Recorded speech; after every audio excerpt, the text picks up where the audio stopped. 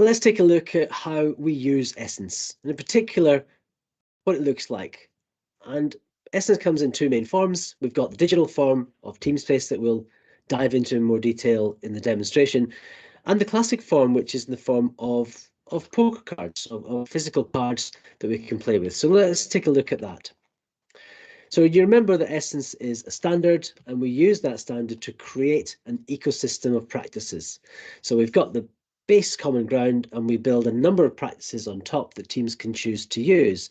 And those might be big practices, as we'll explore later, like Scrum or Kanban or the Spotify model, or they might be a practice that your company or your team has invented yourself. And we can still create those in Essence, and they appear as another practice. So what do we do with those practices? Well, one of the nice things that Essence does is it brings those practices to life. And we bring them to life in a number of different ways. So like I mentioned, we've got physical cards. I've got a set here. This is the set of Scrum cards. I've got the base common ground cards, the Essence Alpha cards here as well. And we can use cards to play lots of games.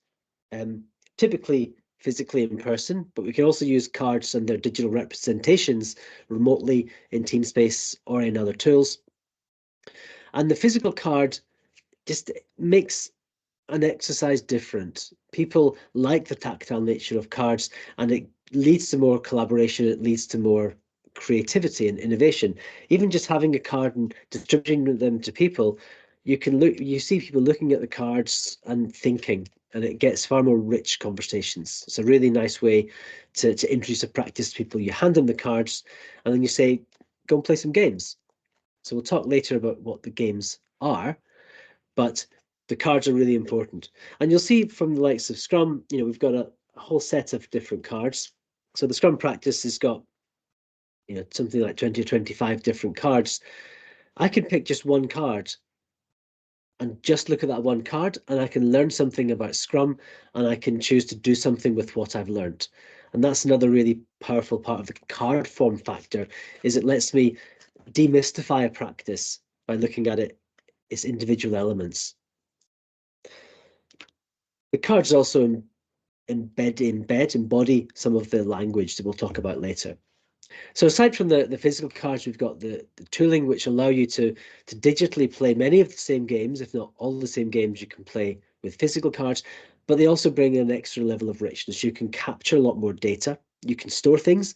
So if you've got a really great representation of your practice or your problem space on a table, that's quite hard to capture. You'd be taking pictures or drawing it, whereas in a tool, you can just save the board and you're done.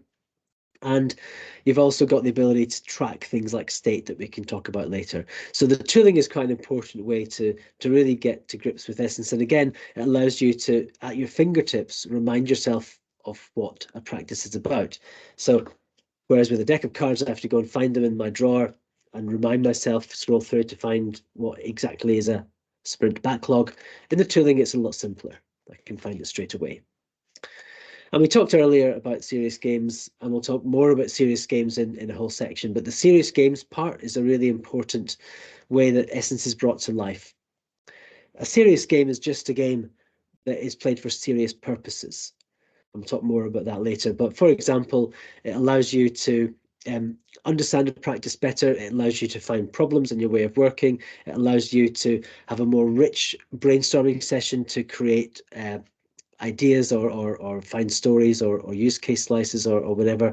And it's a way of dialing up the engagement of your team, the collaboration of your team, and that gets you better results, more creative answers, and more innovation. So there's a whole range of benefits that gameplay and serious games bring to your team effectiveness.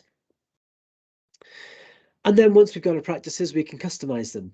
We can create new elements. We can give more detail that's important to us. We can bring in things that aren't in a defined practice, but we know are important. And then we want to continually improve how we work. It's a very naive team that says, I can't improve.